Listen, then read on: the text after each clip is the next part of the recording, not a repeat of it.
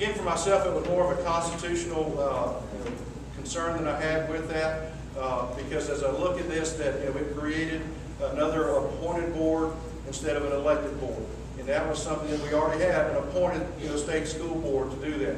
We look at expanding government, creating things that that took away local control in our Constitution. And again, the route that the state state Supreme Court fell, that was what I believed in.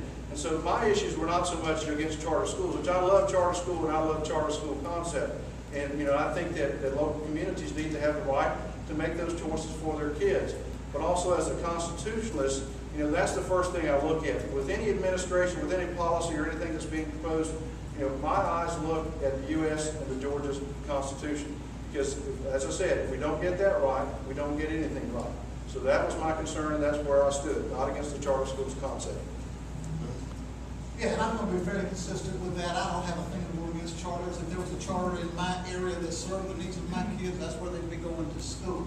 But I'm not a big fan of creating another bureaucracy to do what two other entities can already do. And I certainly am not in favor of spending another $1.5 million, $2 million, whatever it might be, the final price tag on that, when we haven't fully funded education.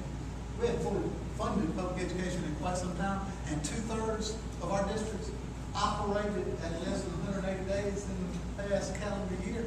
Until we fully fund what we got, I don't see the need to create another entity and spend dollars that rightfully belong in the local school districts educating our children.